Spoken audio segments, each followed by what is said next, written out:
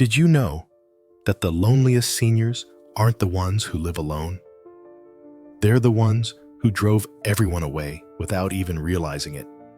If you're over 65 and noticing that your kids call less, your grandkids make excuses not to visit, and your friends seem to fade away, this video might be the hardest thing you watch this year.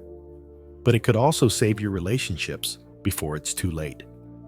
I'm sharing the story of Walter Richardson, a 78-year-old retired high school history teacher from Portland, Oregon, who spent 3 years wondering why his 3 adult children stopped coming to Sunday dinners, why his 5 grandkids always seemed too busy to visit Grandpa, and why his house that used to be full of laughter was now silent, except for the TV.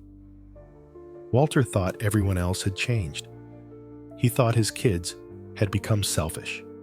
His grandkids were spoiled by technology, and the world had gotten colder. Until his daughter Jennifer sat him down one afternoon and said the words that shattered him. "Dad, we love you, but being around you has become exhausting. And if you don't change, we're going to keep our distance." That conversation sent Walter to a therapist at 78 years old for the first time in his life. And what he discovered over the next 6 months changed everything. He wasn't just a lonely old man abandoned by his family. He was pushing them away with 12 habits he didn't even know he had. Habits that are so common in seniors that nobody talks about them. Habits that seemed harmless to him, but were slowly destroying every relationship he had. This isn't about blaming seniors. It's about awareness. Because most people over 70 have at least a few of these habits, and they have no idea they're the reason people avoid them. Stay until the end, because habit 12 is the one that almost cost Walter his family permanently.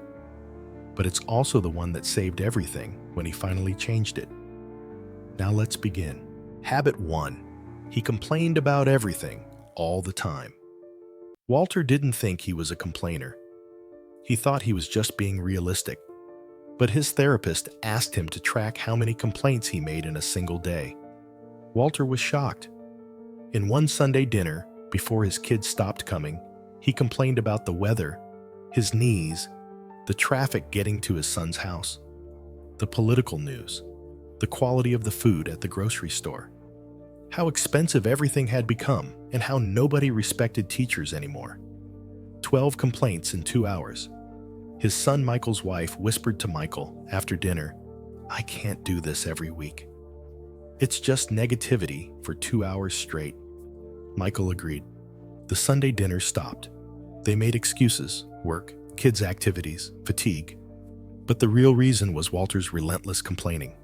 The therapist explained, "Walter, complaining occasionally is normal. But when every conversation is dominated by what's wrong, people start to dread being around you.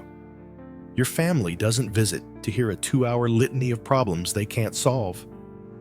Walter protested, "But these things are true. The weather is bad. My knees do hurt. The world is getting worse."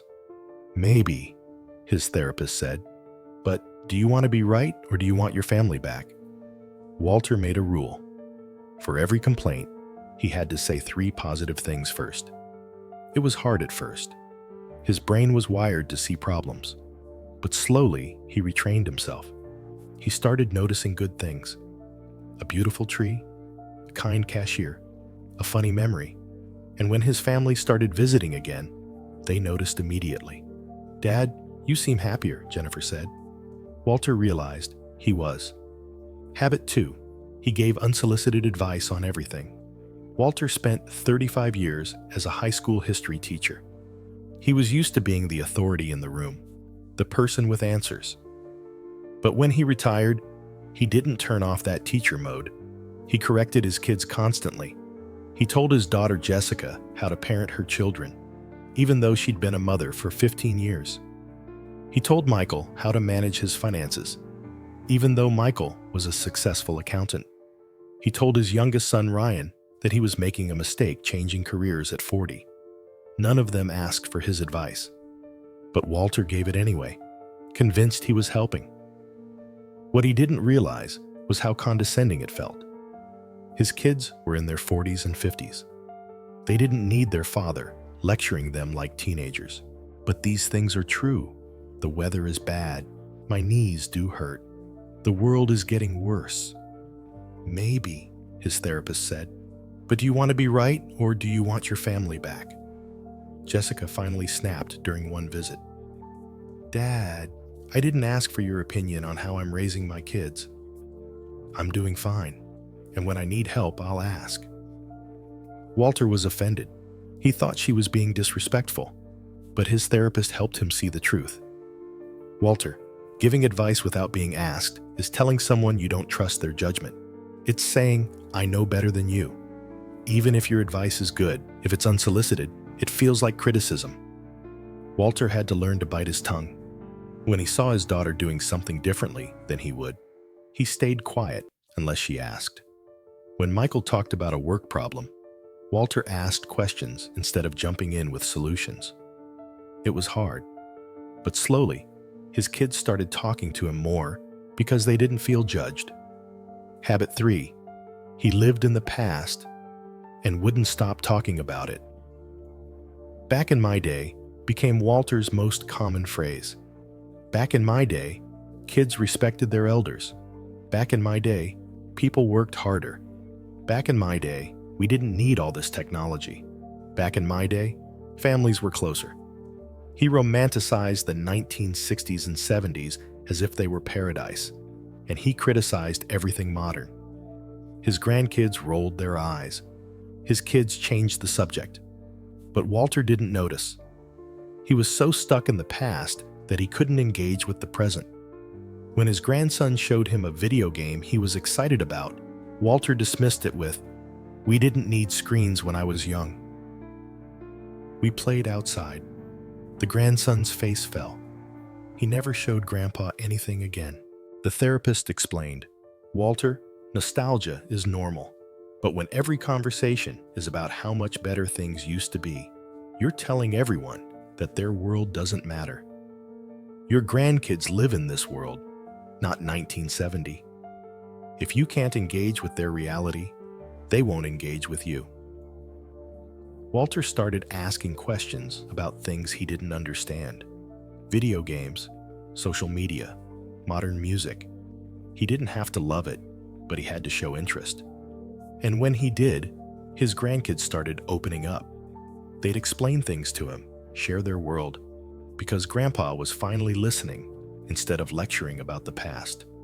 Habit 4. He criticized everything his kids did. Walter thought he was being helpful, but what he called constructive feedback, his kids called constant criticism. He criticized how Jessica decorated her house. He criticized Michael's parenting style. He criticized Ryan's career choices. He criticized what his daughter-in-law cooked for dinner. He criticized his grandkids' school choices, hobbies, and friends. Nothing was ever good enough. And when his kids stopped sharing things with him, Walter felt hurt and confused. He didn't realize he was the reason they stopped talking. His therapist asked him, "When was the last time you complimented your kids without adding a but afterward?" Walter couldn't remember. He'd say things like, "The dinner was good, but it could use more salt," or, "Your house looks nice, but I wouldn't have chosen that paint color." The therapist explained, constant criticism, even when it's framed as help, is exhausting. People start to feel like they can never do anything right in your eyes. Eventually, they stop trying to please you. They just avoid you. Walter made a new rule. Offer 2 genuine compliments for every piece of feedback, and only give feedback if explicitly asked. It was hard to retrain his brain, but when he started genuinely praising his kids and grandkids without criticism, their faces lit up. They'd been starving for his approval their whole lives. Habit 5. He guilt-tripped them constantly. "I guess you're too busy to visit your old father. I'm probably going to die soon, and you'll regret not spending time with me. Your mother would be so disappointed if she knew how little you call. I'm all alone here while you're off living your life." Walter's guilt trips were legendary. He didn't realize how manipulative they sounded. He thought he was expressing hurt feelings, but his kids felt trapped. If they visited, Walter made them feel guilty for not visiting more. If they called, he made them feel guilty for not calling longer. Nothing was ever enough. His daughter Jennifer finally told him in their confrontation, "Dad, the guilt trips make me want to visit less, not more. I feel dread before I see you because I know you're going to make me feel bad no matter what I do." Walter was shocked. He didn't think he was being manipulative, but his therapist showed him how guilt is a terrible foundation for relationships.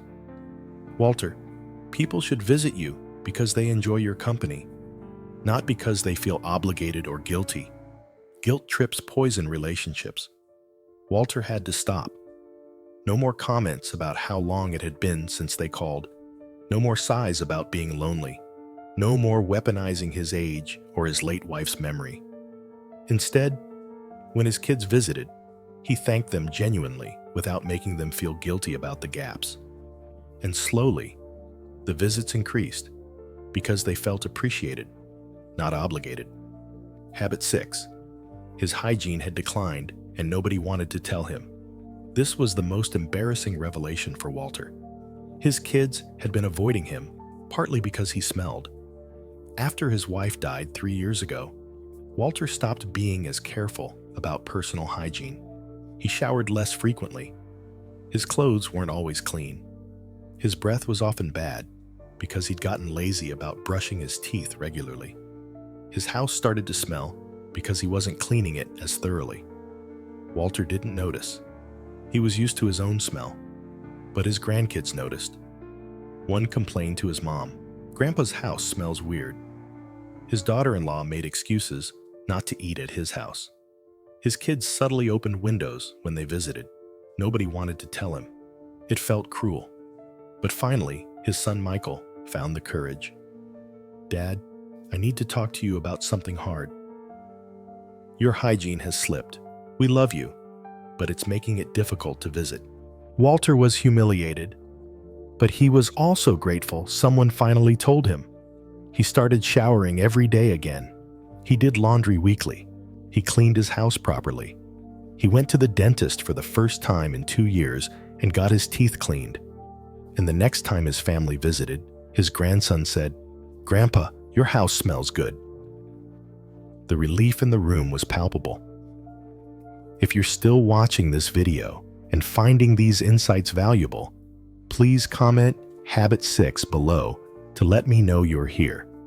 And if you haven't subscribed yet, I recommend you subscribe and turn on the bell so you don't miss any videos. Your support helps us continue creating good content to inform and inspire you. Now, let's move forward. Habit 7. He refused to learn technology and made others do everything. Walter was proud of being old school. He didn't have a smartphone. He didn't text. He couldn't use FaceTime or Zoom. He barely knew how to use email. And whenever his grandkids tried to show him, he'd say, "I'm too old for this technology stuff. You young people can handle it." What Walter saw as charming stubbornness, his family saw as willful incompetence. His daughter lived in Seattle, a 3-hour drive away. She wanted to FaceTime with him so he could see his grandkids regularly. But Walter refused to learn, so she had to drive 3 hours every time she wanted him to see the kids. Eventually, she stopped as often because it was too exhausting. His therapist asked, "Walter, do you realize that your refusal to learn basic technology is telling your family that staying connected with them isn't worth a small effort on your part?" Walter protested, "But I'm 78. I'm too old to learn." You taught high school for 35 years. You learned new curriculum constantly. You're not too old to learn. You're choosing not to. That hit hard. Walter bought a tablet. His grandson taught him FaceTime. It took 3 sessions, but he learned. Now, he FaceTimes his Seattle daughter weekly, and sees his grandkids growing up. "Dad, this means so much," his daughter cried during their first video call. Walter realized what he'd been missing. Habit 8. Every conversation became a medical report. Walter's conversations had a predictable pattern. Someone would ask, "How are you, Dad?" And Walter would launch into a 20-minute monologue about his knee surgery, his blood pressure medication, his prostate issues, his colonoscopy results, his friend's heart attack, and his concern he might have the same thing. Every single conversation. His kids started to dread asking how he was because they knew they'd be trapped hearing about ailments for half an hour. His grandkids stopped calling because Grandpa only talked about being sick. His therapist pointed out, "Walter, talking about health is normal as you age. But if it's the only thing you talk about, you're defining yourself entirely by your declining body." People don't want every interaction to be a reminder of mortality and disease. Walter had to learn to answer, "How are you?" with something other than a medical update. He started talking about books he was reading, a documentary he watched, a project he was working on. He still mentioned health when relevant, but it wasn't the whole conversation. His grandson called him recently and said, "Grandpa, you seem more interesting lately." Walter laughed, but realized it was true. Habit 9. He interrupted constantly and made everything about him. Walter didn't realize he did this until his therapist asked his daughter to describe a typical conversation with him. Jennifer said, "I'll start to tell him about something happening in my life, and within 30 seconds, he interrupts with a story about himself or something that happened to him." Every conversation becomes about Dad. He doesn't ask follow-up questions. He doesn't seem interested in my life. He just waits for his turn to talk. Walter was defensive. "I'm trying to relate. I'm sharing similar experiences." "But you're not listening," the therapist said. "You're interrupting." And when someone shares something with you and you immediately make it about yourself, you're telling them their experience doesn't matter. Walter had to practice active listening. Let people finish. Ask questions. Don't interrupt with your own stories. Show genuine interest. It was harder than he expected. But when he started really listening to his kids, he learned things about their lives he never knew. And they started talking to him more because they felt heard. Habit 10. He could not discuss politics without fighting.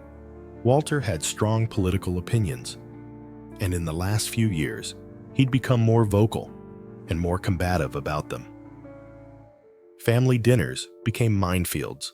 If anyone disagreed with him, even slightly, Walter would argue aggressively. He watched certain news channels constantly and would bring up political topics even when everyone was trying to avoid them. His son Ryan had different political views. The arguments became so heated that Ryan stopped coming to family events where Walter would be present. "I can't do it anymore, Dad," Ryan finally said. "Every time I see you, you pick a political fight. I just want to have a relationship with my father that isn't about politics." Walter felt betrayed. How could his son not see he was right? But his therapist asked, "What's more important, Walter? Being right about politics or having a relationship with your son?" Walter had to make a choice. He decided to make a rule: no political discussions unless everyone agreed. He could have his opinions, but he didn't have to weaponize them at family gatherings. When he stopped bringing up politics, Ryan started visiting again. "Thanks, Dad," Ryan said quietly at the first dinner. "This is what I needed." Habit 11. He refused to adapt to changing family dynamics. Walter expected his family to operate the way it did when his wife was alive and his kids were young.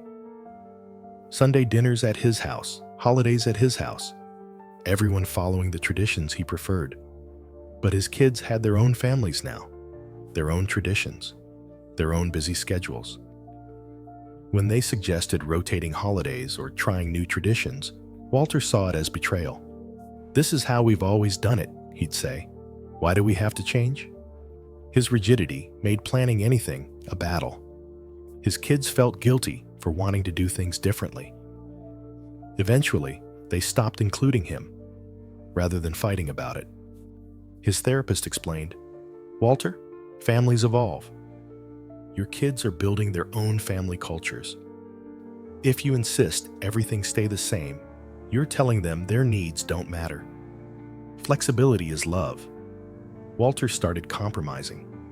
Some holidays at his house, some elsewhere, some new traditions mixed with old ones. And when he showed flexibility, his kids included him, more because he wasn't making everything a battle. Habit 12. He played the victim instead of taking responsibility. This was the big one, the habit that almost cost Walter his family. Whenever someone confronted him about his behavior, Walter's response was always the same. "I'm just a lonely old man. Nobody cares about me. Everyone's abandoned me. I guess I'll just die alone." He never took responsibility. He never apologized. He never acknowledged that his behavior might be the problem. It was always everyone else's fault. His kids were selfish. The world was cruel. He was the victim. When his daughter Jennifer finally confronted him with the truth, Walter's first instinct was to play victim again.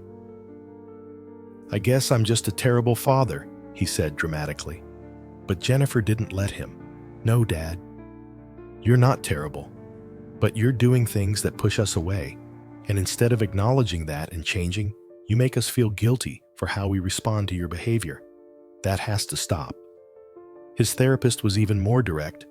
"Walter, you're 78 years old. You're a grown man. Playing victim is manipulation. It's a way to avoid accountability, and it's destroying your relationships." That was Walter's breaking point. He cried in the therapist's office.